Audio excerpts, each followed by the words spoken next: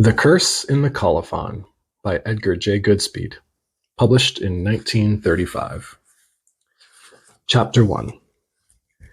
Adventures, we are told, are to the adventurous, but it was through the ordinary routine of humdrum academic life that I was introduced, in spite of myself, to the extraordinary series of hopes, anxieties, and perils I am about to relate. I can now see, going pretty stale with my professional routine, and already beginning to shrivel into that strange being, the typical professor, when in most unexpected way, escape came to me, and I was transported into another world of wonder and surprise. Or perhaps it was just Tish. Anyway, it began, as I look upon it, on a spring afternoon in my office when young Wyndham came in from across the hall to talk over a point or two in some Greek manuscripts we were interested in. He was a star man in our department, and his proficiency in such manuscripts from the 1st century to the 16th is not confined to their text, but extends also to the crabbed and intricate scrawls that various owners have through the centuries seen fit to append to them. In fact, these colophons, as we call them, have a positive fascination for him, so that he really seems to value a manuscript more for the number and difficulty of such enigmas attached to it than for the serious original contents.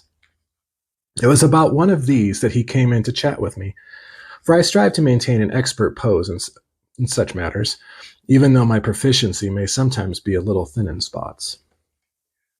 "That man Burchell is back this quarter," he began. "You remember him? We assigned him a couple manuscripts we bought last year from Sorel in Paris.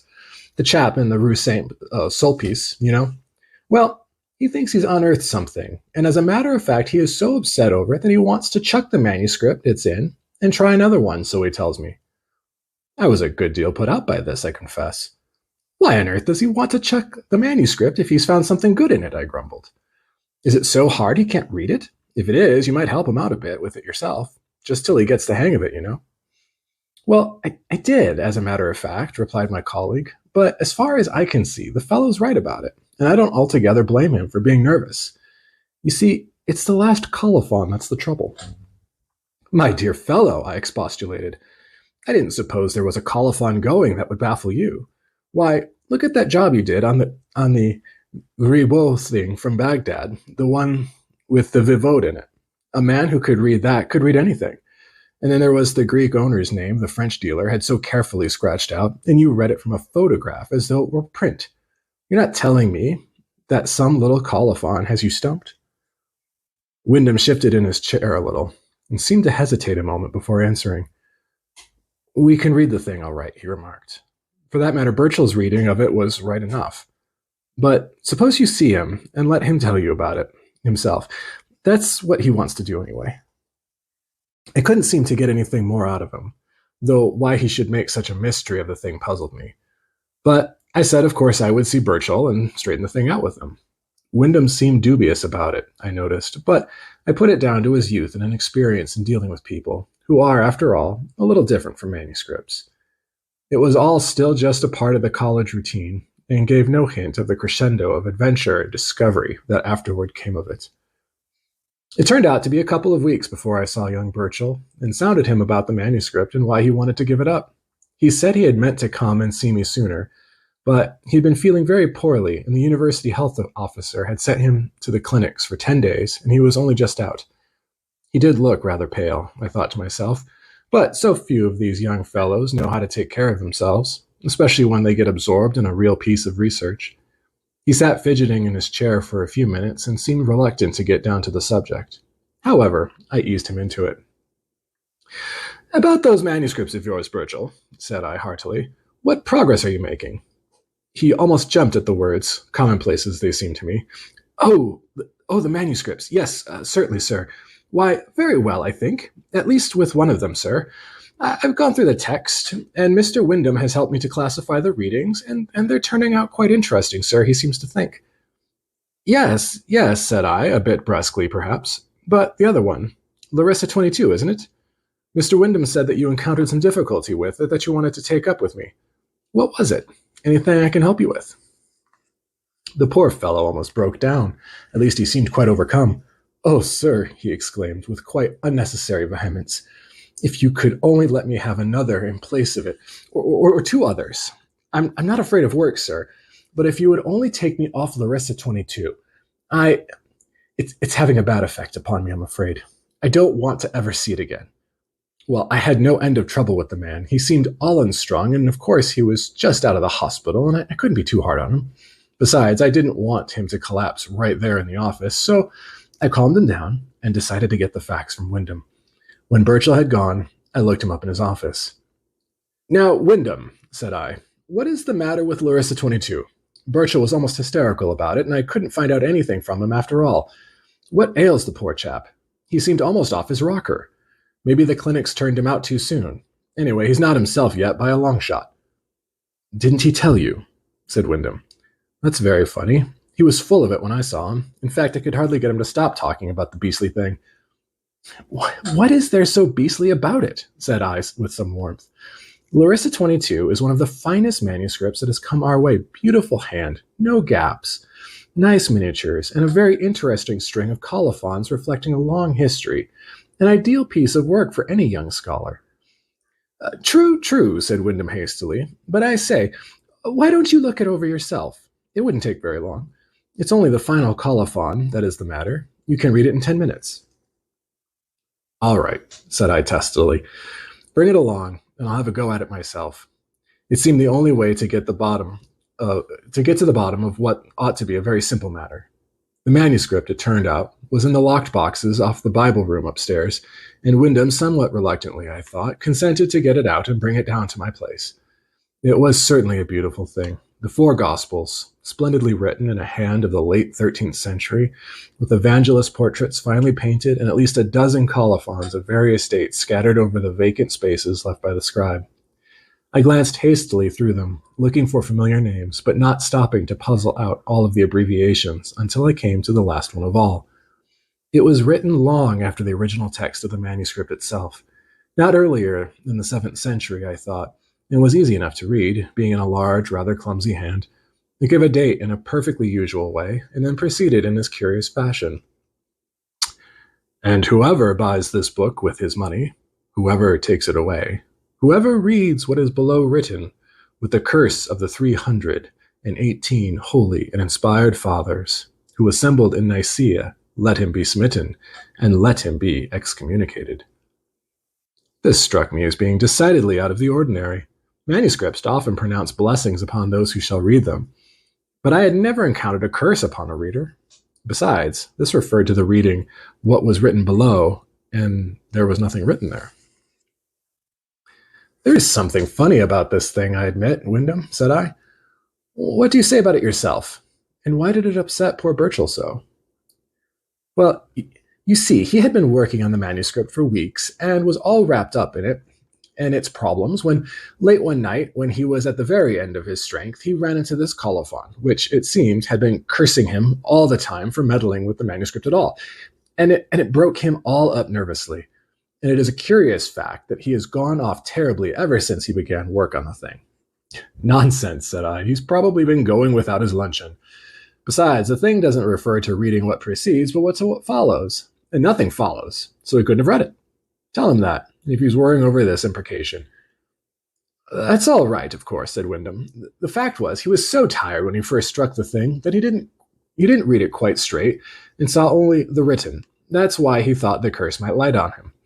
Absurd, of course, but as I say, he was all run down at the time. Though if you've ever seen a picture of the 318 Nicene Fathers, you wouldn't want them after you. Possibly not, said I impatiently. But leaving Burchell out of it for the moment, what can it mean? There's nothing written below, anyway, for anybody to read. What has the sense of cursing somebody for doing something that couldn't be done? There is usually some sense in these old curses against the thieves or purchasers. They're meant to keep the book in the convent where it belongs and prevent anybody's carrying it away. Wyndham had taken the manuscript from the table and was looking at it closely. It's another funny thing about this colophon, said he presently.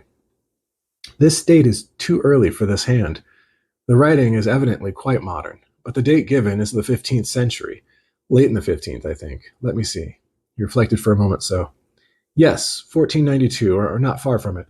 Look here, do you suppose somebody has copied this colophon out of an older manuscript? Such things do happen, you know, in the best of families. I know, I replied doubtfully, though I didn't see much sense in it at that. Still, these old fellows did do some unaccountable things at times. But do you mean that there was something written below in the older manuscript that wasn't to be read? And if so, why didn't this old chap simply erase it if he didn't want it read, instead of making such a fuss about it and really drawing attention to it?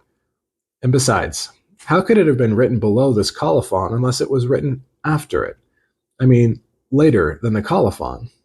It's all very confusing. As for that, said Wyndham meditatively, this curse might have been written into the upper margin above the writer of it, above what the writer of it wanted to curse, or on a blank space at the foot of the previous page. You'd have to see the thing this was copied from to be sure about that. What chance is there of that? I interrupted. All we know is that it was somewhere where this Larissa manuscript of ours was, about 1700, more or less. But where was Larissa 22 at the time? Anyway, the older book may have perished by this time. Why do you suppose our old scribe ever copied that strange Colophon anyway? It had nothing to do with these Gospels he wrote it into. It seems so pointless. I don't know, Wyndham rejoined. He saw all these earlier Colophons in this manuscript, and perhaps he wanted to stop the endless writing of more of them into it. If he wrote this curse on anything written below, it might stop the thing. Anyway, it seems to have done it. His is the last one, you see. Yes, I see, I remarked dryly. Still, the invention of printing may have had something to do with that. Manuscripts were going out of style at that time, if you remember. Still, I've seen Colophons dated as late as the 1700s, said Wyndham. Haven't you? There was that old fellow, Chrysanthus, who says he rescued his book from the hand of the Turks in the country of the Iberians, meaning Georgia, I suppose, in the year 1700. Well, have it your own way, I admitted. But what I want to know is there any way to trace the manuscript our man was copying so as to get a look at the writing he didn't want read? And incur the curse of the 318 fathers of Nicaea? Are you sure you want to do that? You know, some people take these old curses very seriously. Oh, as far as for that, it doesn't trouble me much. I'm eating 3 meals a day and feeling pretty normal, but the thing is so extraordinary. Why should any scribe write such a thing into a book? You've read scores of Colophons. Did you ever come across anything like it yourself? No, I never have, but there are lots of possible explanations. Perhaps there was a magical formula that somebody had scrawled at the end of the book, and this was written in it later, to steer people away from reading it. I've seen such things in manuscripts of medical prescriptions written into the margins, but they were simply blacked out with ink. You could have done that in this case. But that would have spoiled the manuscript, blacking out a whole page. Think how it would look in this Larissa thing if half a page or so had been blotted out like that. After all, these monks weren't absolute vandals. Some of them back there took great care of their books and went to great lengths to protect them from desecration and pillage. Nevertheless, I'd like to see the manuscript, said I doggedly. I wish I could think of some way to get on the track of it. The thing lays hold of me strangely. Doesn't it appeal to your own curiosity as well? Well, not very strongly, I must confess, said Wyndham. But if you're really so keen about it, there is a collection of these Colophons being made by our old friend Pond down at Middleton. He might possibly have this one. If you'd like, I'll write him about it and find out. I certainly had no idea of the romance of lost treasure to which this weird old curse was to introduce me, but I accepted this offer gratefully. Some weeks went by, however, before Wyndham again brought the matter up. I wrote to Pond about that Colophon, and he hasn't it in his collection. Thought it very curious and interesting, though. He suggested that we might get at it another way by the date, or the scribe's name or something. There's a published list of scribes, you know, and it might be in that. That's an idea. What was the scribe's name? Parthenius, wasn't it? Where's that list? Can you lay your hands on it? That sounds like a good lead. We're off to the seminar room in an instant, and had the book in question on the table in no time. With our heads together, we ran down the column. Pabuncus, Pamphilius, Pentamenes, Parthenius. There he was, just as in our Colophon. Same date too, by George, exclaimed Wyndham. Say, I believe that's the very manuscript. There's only one scribe of that name known, and the date fits exactly. 1492 is what it works out to, you see. So it's still in existence anyway. But where is it? Here's the location, St. Gall's, Switzerland, Convent Library. Well, that ought to be easy. You can write him for a photostat. Not much, said I. I'm going to get my hands on that manuscript. I'm going to St. Gall's myself.